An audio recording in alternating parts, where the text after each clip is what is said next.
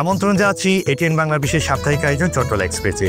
সঙ্গে আছে আমি শামুল হোসেন। সুপ্রিয় দর্শক, আমাদের এই বিশেষ আয়োজনে আমন্ত্রিত অতিথি হয়ে উপস্থিত থাকেন চট্টগ্রামের সমাজ এবং রাষ্ট্রের সাথে সম্পৃক্ত বিশিষ্ট ব্যক্তি, যার মাধ্যমে আমরা জানতে চাই চট্টগ্রামের সমাজ এবং রাষ্ট্রের অতীত, বর্তমান, আগামীর গতিপথ সহ নানান দিক জানতে চাই। চট্টগ্রামকে নিয়ে কি ভাবনা, তার ব্যক্তি জীবনে অপ্রকাশিত বিভিন্ন ঘটনা ও সফলতা ব্যর্থতার কথা। সুপ্রিয় দর্শক, আপনারা সকলেই জানেন এই চট্টল এক্সপ্রেসের মাধ্যমে আমরা আলোচনা করি চট্টগ্রামের উন্নয়ন সমস্যা এবং সম্ভাবনা নিয়ে। তার পাশাপাশি আপনারা সকলেই জানেন 4 জানুয়ারি তথা আগামীকাল আমরা চট্টগ্রামের মধ্যে বিশেষ একটা আয়োজন হতে চলছে, সেটা প্রতি বছর নিয়ে 4 জানুয়ারি চট্টগ্রামে ফুল উৎসব আয়োজন হতে যাচ্ছে।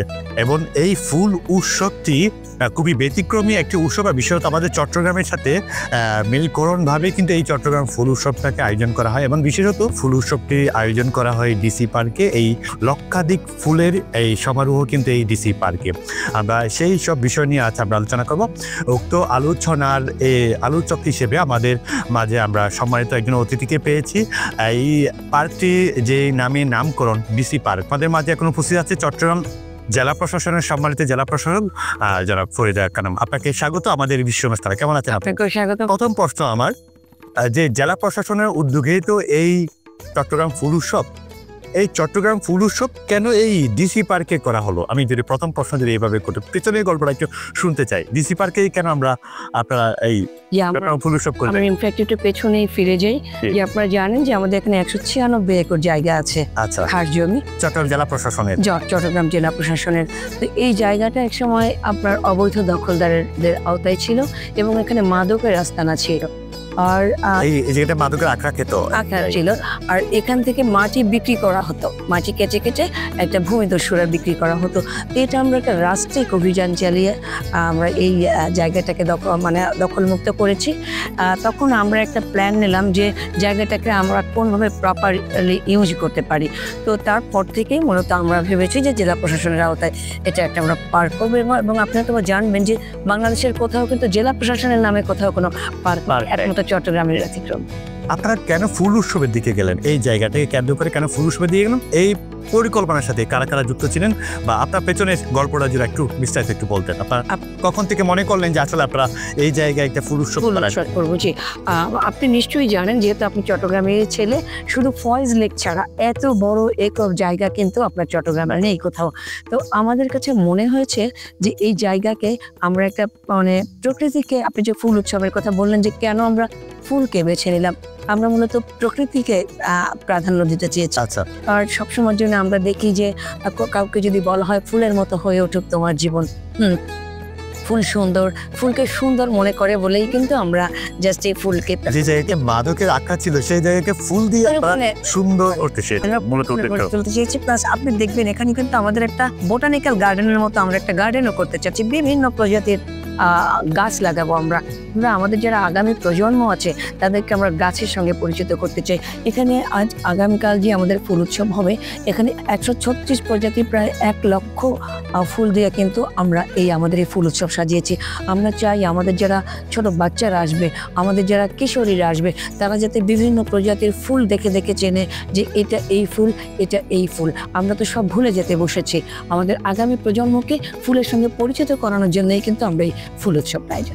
দর্শনার্থীদের জন্য আপনারা এই আগামীকালকের চট্টগ্রাম ফুল উৎসবে কি রেখেছেন? আপনাকে ধন্যবাদ, চমৎকার এটা কোয়েশ্চেন করেছেন। দর্শনার্থী মানে আমাদেরকে অস্থির করে ফেলছে যে কবে উদ্বোধন হবে ফুল উৎসবটা।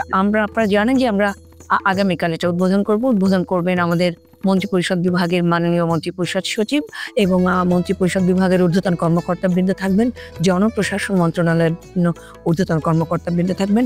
11টায় আমরা এই ফুল উৎসব উদ্বোধন করব এবং বিকাল 3টা থেকে সর্বস্তরের জনসাধারণের জন্য উন্মুক্ত করে দেওয়া হবে। গত বছর ছিল আমাদের প্রায় 9 লক্ষ দর্শক ছিল, এবার আমরা ধারণা করছি এটা 15 ছাড়িয়ে যাবে। যেহেতু আজকে দীর্ঘদিন সময় ধরে এই চট্টগ্রামে দর্শকদের জন্য কি আকর্ষণ থাকবে, আমাদের গ্রামীণ মেলা থাকবে, এরপরে মাল্টিকালচারাল ফেস্ট থাকবে, বাড়তি আকর্ষণ হিসেবে থাকবে ফুল উৎসব, ঘুড়ি উৎসব থাকবে, বই উৎসব থাকবে, পুতুল নাচ, তারপরে ওখানে বাচ্চাদের জন্য খেলাধুলার ব্যবস্থা আমরা রেখেছি। মাসব্যাপী কালচারাল প্রোগ্রাম হবে, যেটা গত বছর ছিল না। গত বছর আমরা 15 দিন ব্যাপী করেছিলাম কালচারাল প্রোগ্রামটা, এবার আমরা মাসব্যাপী রাখবো, কারণ প্রচুর চাহিদা রয়েছে এবং জনপ্রিয় হয়েছিল কালচারাল প্রোগ্রামটা। আমাদের যে ভাসমান যে ফুল বাগানটা, এটা কিন্তু গতবার ছিল না। এগুলি আমাদের বাড়তি আকর্ষণ। লক্ষাধিক ফুলের সমারোহ প্লাস 134 প্রজাতির ফুল। এই ফুলগুলো কিভাবে আপনারা এই জায়গায় এক জায়গায় করতে পারলেন? আসলে কি খুব চ্যালেঞ্জিং ছিল এই জায়গাটা? অবশ্যই চ্যালেঞ্জিং। আমরা গত 2 মাস ধরে কাজ করছি আমাদের যারা, এবং এখানে প্রায় 1000 লোকের এই ফুল উৎসবকে কেন্দ্র করে প্রায় 1 থেকে 1,500 লোকের কর্মসংস্থান হয়েছে। এবং চট্টগ্রামের বিভিন্ন পর্যায়ের নার্সারি মালিকদের সঙ্গে আমরা মিটিং করেছি, তারা বিভিন্ন জায়গা থেকে ফুল কালেক্ট করেছে। অর্থাৎ মানে এই শুধু ফুল উৎসবই হচ্ছে তা না, এই ফুল উৎসবের মাধ্যমে জেলা প্রশাসন কিন্তু একটা কর্মসংস্থানের ব্যবস্থা করে দিয়েছে 1 থেকে 1,500 লোকের। স্থানীয় যারা ফুল চাষি আছে, ফুল বাগান মালিক আছে, আপনারা তাদেরকে কিভাবে সংযুক্ত করলেন এই আয়োজনের ক্ষেত্রে? আমরা বলেছি তাদের সঙ্গে আমরা বিভিন্নভাবে প্রথমে দিয়েছি, বিজ্ঞপ্তি দিয়েছি যে যারা আগামী 4 জানুয়ারি ফুল উৎসব উদ্বোধন করব আমরা ডিসি পার্কে, যারা আগ্রহী এখানে এই ফুল কালেকশানে, তাদেরকে আমরা প্রথমে বিজ্ঞপ্তি দিয়েছি। তারা আমাদের সঙ্গে যোগাযোগ করেছে, আমরা বাছাই করেছি, তারপরে আমরা যারা এই কালেকশানগুলি আমাদেরকে একটা রিচ কালেকশান দিতে পারবে ফুলের, তাদেরকে আমরা দায়িত্ব দিয়েছি। সেক্ষেত্রে যারা খামারি আছে, যারা বাগান মালিক আছে, তারা অর্থনৈতিকভাবে কিভাবে লাভবান? অবশ্যই তারা অর্থনৈতিকভাবে লাভবান হচ্ছে। এই ফুলগুলি কিন্তু আমরা তাদের কাছ থেকে কিনে নিচ্ছি। আচ্ছা, তারা অর্থনৈতিকভাবে অবশ্যই লাভবান হচ্ছে। আগামীকালকে ফুল উৎসব, সেটা আপনারা বললেন যে মাসব্যাপী চালাবেন এবং সাংস্কৃতিক আয়োজনটুকু বেশ লক্ষণীয়। আপনাকে একটু থামিয়ে দিই, আমরা আগামী 4 ফেব্রুয়ারি একটা ক্লোজ হবে ফুল উৎসবটা। গ্র্যান্ড ফাইনালিটা আমরা করব বাংলাদেশের সবচেয়ে জনপ্রিয় ব্যান্ড দল নগর বাউলের জেমসকে দিয়ে। আমাদের ইচ্ছা আছে যে তার যেহেতু ব্যাপক জনপ্রিয়তা, আমাদের ইচ্ছে আছে কোনো একটা ওপেন একটা। আপনার কি মনে হয় আসলে আমাদের চট্টগ্রামবাসী কিন্তু এই সাংস্কৃতিক প্রতিযোগিতা বা সাংস্কৃতিক আয়োজনকে খুব পছন্দ করে? হ্যাঁ, আমরা ধরুন কিছুদিন আগে বিপিএল কনসার্ট বলেন বা যা কনসার্ট এই চট্টগ্রামে হয়ে থাকে, তা কিন্তু ব্যাপক আকারে কিন্তু সারা দেয় চট্টগ্রামে। কিন্তু সেটাকে মাথায় রেখে কিন্তু আপনারা 30 দিন ব্যাপী সাংস্কৃতিকের আয়োজনটুকু আপনারা করে যাবেন। এবং চট্টগ্রামের বিভিন্ন পর্যায়ের শিল্পীরা কিন্তু এখানে গান।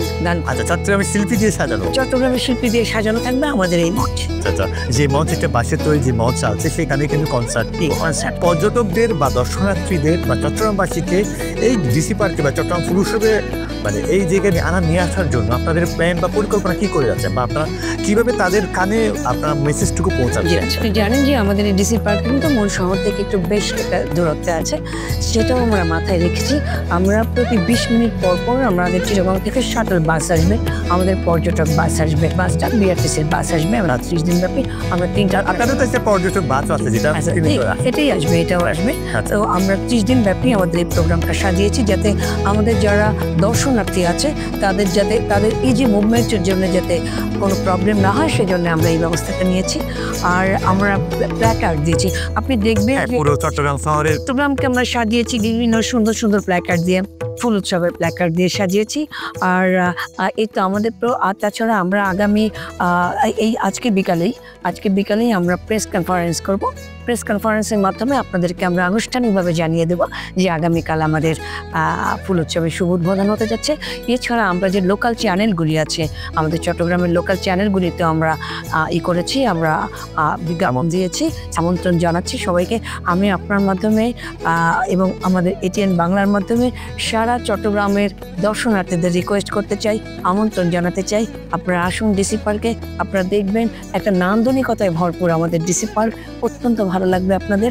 আমরা আপনাদের সহযোগিতা চাই, আমরা চাই আপনাদের সহযোগিতায় আমাদের ডিসি পার্ক দিনে দিনে জনপ্রিয় হয়ে উঠুক এবং এই ফুল উৎসবটা মানে প্রতিনিয়ত প্রতি বছরই যেন চলমান থাকে। হ্যাঁ, চট্টগ্রামের বাইরে যে 15টি উপজেলা আছে সেখান থেকে প্রত্যন্ত জায়গায় থেকে এই জায়গায় চট্টগ্রাম ফুল উৎসবে আসার জন্য আপনাদের কোনো আলাদা কোনো পরিকল্পনা আপনারা রেখেছেন? বলেছি যে ওদের শাটল বাসটা একটা নির্দিষ্ট পয়েন্ট থেকে ছাড়বে, তো সেখানে যখন দর্শনার্থীরা আসবে, আর তো বুঝতে পারছেন যে আমরা 3টা বাস চালু করার প্ল্যান নিয়েছি, এটা আমাদের প্রাথমিক পরিকল্পনা রয়েছে।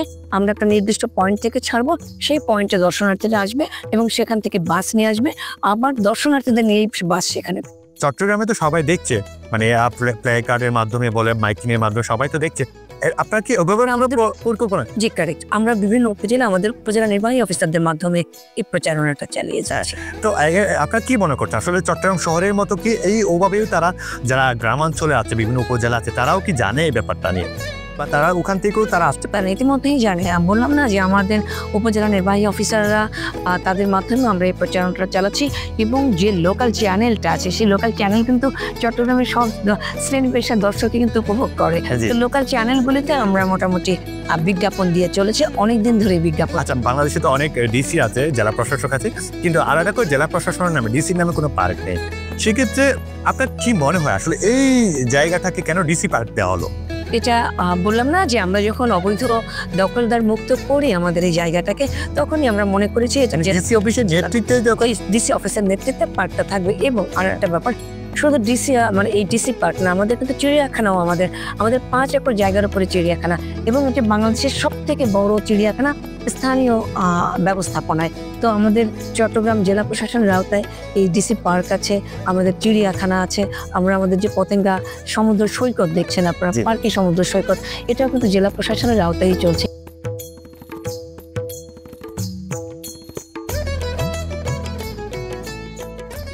সুপ্রিয় দর্শক, আপনারা সকলেই জানেন এই চট্টলা এক্সপ্রেসের মাধ্যমে আমরা আলোচনা করি চট্টগ্রামের উন্নয়ন, সমস্যা এবং সব ভাবনা নিয়ে। তার পাশাপাশি আপনারা সকলেই জানেন আগামীকাল চট্টগ্রামে এক বিশেষ অনুষ্ঠান হতে চলছে, সেটা হচ্ছে চট্টগ্রাম ফুল উৎসব। এই ফুল উৎসবটি আয়োজক হিসেবে আছে চট্টগ্রাম জেলা প্রশাসন, আর এই ফুল উৎসবটি আয়োজন করা হচ্ছে ডিসি পার্কে। যেই পার্ক ডিসির নামে, জেলা প্রশাসনের নামেই করা, সেই ডিসি পার্কে কিন্তু এই চট্টগ্রাম ফুল উৎসবটি আয়োজন করা হচ্ছে। এতক্ষণ দেখেছিলেন যে চট্টগ্রাম ফুল উৎসবটি কেন্দ্র করে কি বিশেষ আয়োজনটুকু আছে, দর্শনার্থীদের জন্য কি বিশেষ সুবিধাটুকু আছে, তা নিয়ে ব্যাপক আলোচনা করেছিলেন চট্টগ্রামের সম্মানিত জেলা প্রশাসক জনাব ফরিদা খানম। আগামী পর্ব দেখবার আমন্ত্রণ জানিয়ে শেষ করছি আপনাদের সকলের প্রিয় অনুষ্ঠান চট্টলা এক্সপ্রেস। সে পর্যন্ত ভালো থাকুন, সুস্থ থাকুন, আল্লাহ হাফেজ।